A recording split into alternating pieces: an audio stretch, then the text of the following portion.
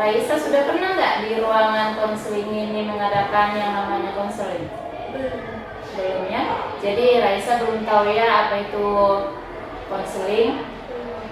Jadi di sini Bu jelaskan ya sama Raisa, konseling itu adalah suatu layanan yang berusaha membantu siswa yang sedang menghadapi masalah dan nanti bisa mengambil keputusan yang tepat terhadap permasalahannya. Di dalam konseling itu ada namanya asas, dan diantaranya itu asas kerahasiaan, di mana nanti apapun yang diceritakan Raisa sama Ibu itu akan menjadi rahasia kita dan tidak akan disebarluaskan kepada orang lain.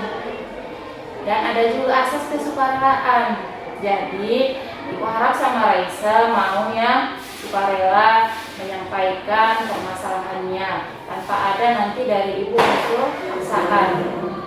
Yang seterusnya ada di asas keterbukaan, di mana nanti Raisa itu terbuka mengungkapkan permasalahannya. Tidak ada nanti yang ditutup-tutupi. Dan ada juga namanya asas kegiatan. Kalau boleh tahu apa itu alasannya Raisa disuruh oleh wali kelas datang jumpa Ibu? Saya melanggar peraturan sekolah. Kalau boleh tahu Ibu, apa peraturannya dilanggar Raisa? Sering datang terlambat ke sekolah. Mau nggak Raisa kita mencari solusi dari permasalahan Raisa ini? Mau Bu, sangat membantu saya setiap menemukan jalan. Coba dulu Raisa ceritakan sama Ibu. Apa penyebabnya Raisa itu sering terlambat datang ke sekolah? Saya sering terlambat ke sekolah karena terlambat bangun. Apa penyebabnya Raisa itu sering terlambat bangun? Jam berapa rupanya Raisa tidur? Jam 11 malam. Jam 11 malam. Sampai jam 11 malam tidur. Apa ada pekerjaan Raisa selain belajar di malam hari? Biasanya Bu, saya sebelum belajar sering minum. Apalagi kesibukan Raisa di HP itu? Gak tentu Bu, kadang buka WA, kadang berkomentar di Facebook, kadang menonton YouTube, kadang bermain. Jadi Raisa itu tidurnya sampai jam 11 malam kan?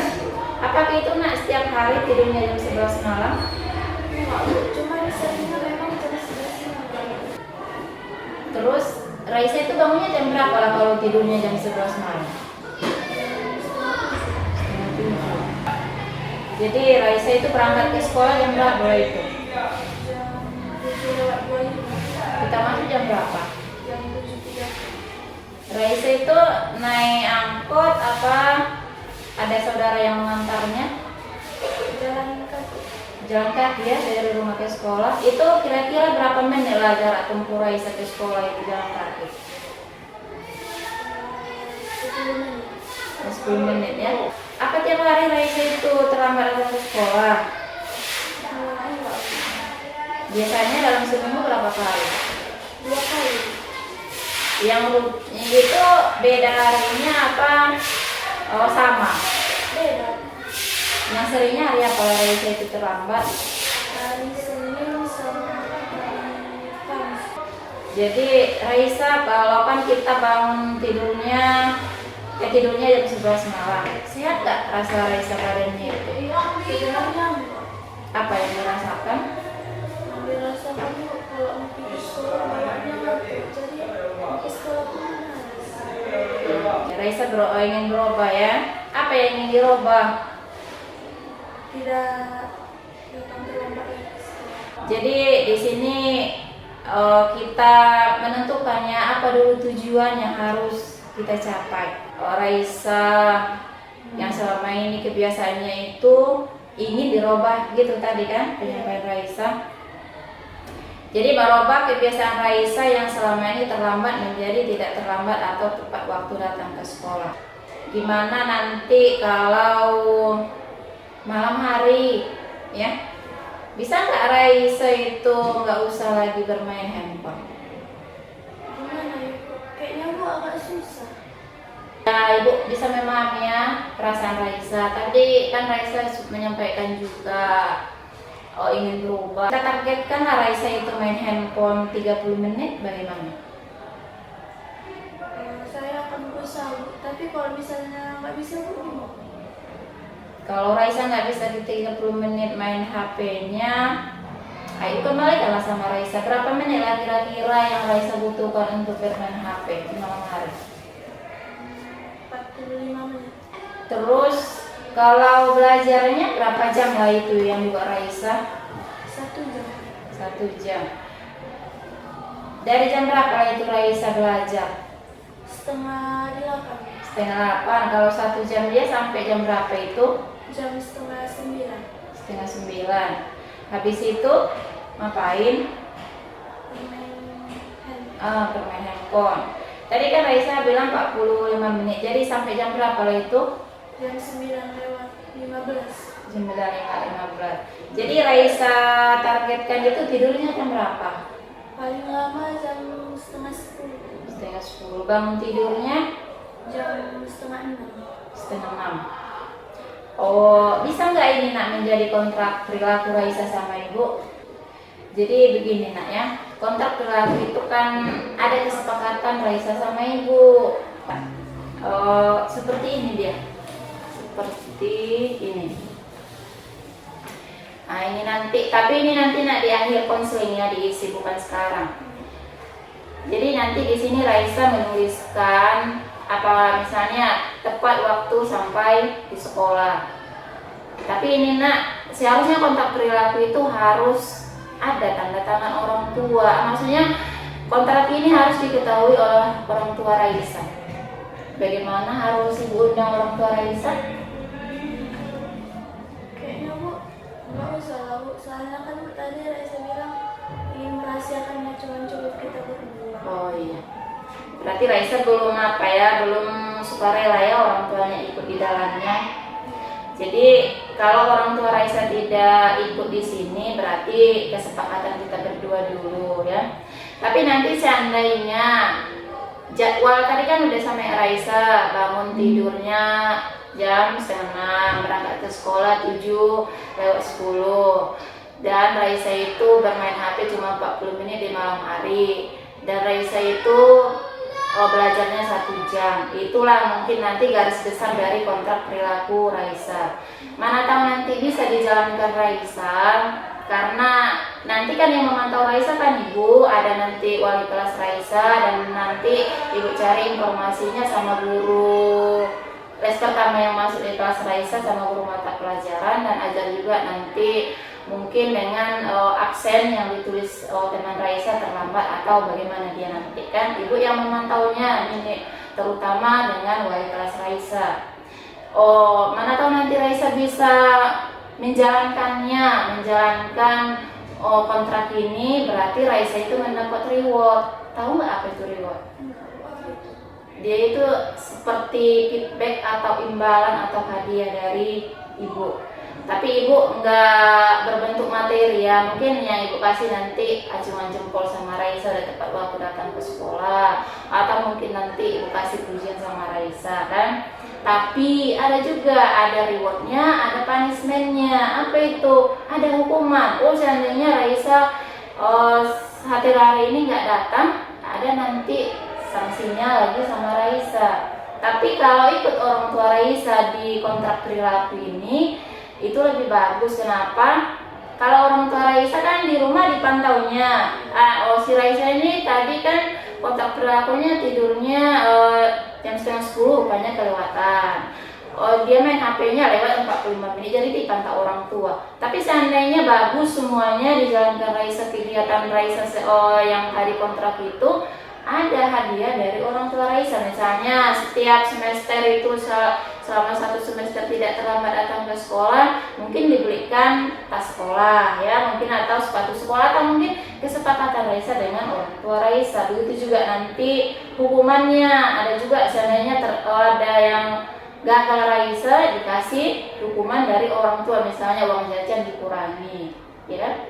Tapi karena Raisa belum mau diketahui orang tua, harus dengan Ibu dulu, dulu ya nggak masalah kan.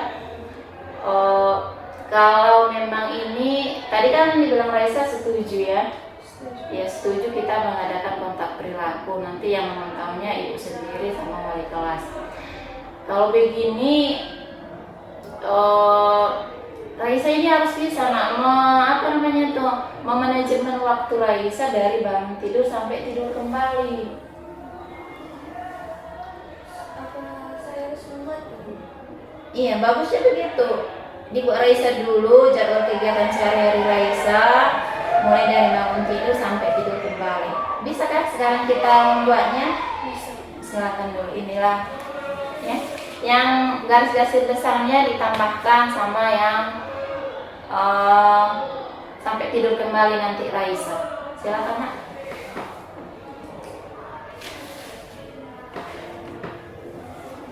Gimana Raisa, udah siap? Sudah. Coba ibu lihat dulu. Jadwal bangun sudah ada ya. Boleh nggak ibu tambah jadwal Raisa ini?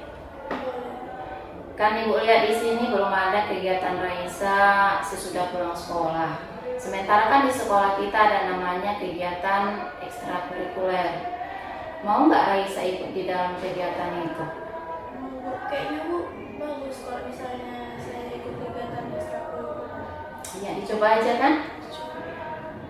Nggak terasa ya Raisa, waktu kita sudah hampir habis. Untuk memanfaatkan waktu yang ada, cobalah Raisa ungkapkan dulu apa-apa saja yang kita bahas tadi. Dari yang biasanya saya membuat kegiatan sehari-hari menjadi membuat kegiatan sehari-hari. Kegiatan itu yang biasanya bermain handphone 1 jam sebelum tidur diganti menjadi 45 menit.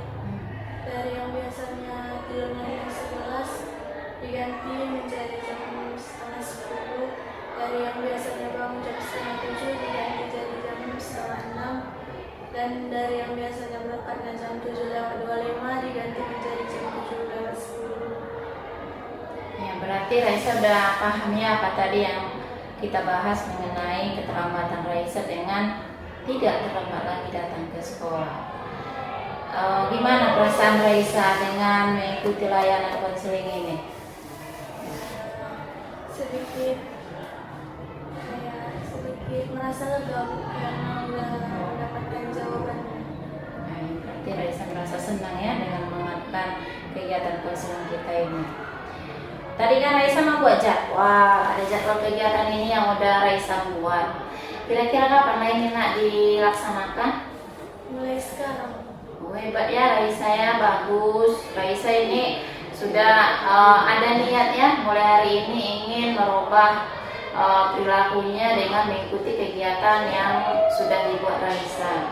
Mudah-mudahan nanti hasilnya itu lebih baik lagi ya, lebih bermanfaat, dan Raisa itu lebih menyadari betapa pentingnya kita menghargai waktu. Ada nggak perasaan Raisa itu, pemahaman yang baru yang didapat Raisa dari kegiatan kita ini? Apa yang didapat pemahaman barunya itu? Jadi yang biasanya saya nggak mementingkan waktu, jadi bisa mengerti waktu biar nggak terbuang sia-sia. Iya, ya jangan dibuang sia-sia waktu itu, tapi dimanfaatkan. Apalagi kita anak sekolah, lebih dimanfaatkan dengan prioritaskan itu lebih banyak waktu untuk belajar. Sebelum ibu tutup, ibu minta dulu kesediaan Raisa saya mengisi yang namanya evaluasi layanan konseling kita. Bisa? Bisa. Silakan Nak, dikerjakan. Udah siap ya evaluasi layanannya. Kira-kira kapan lagi kita bisa berjumpa untuk membahas perubahan perilaku Raisa?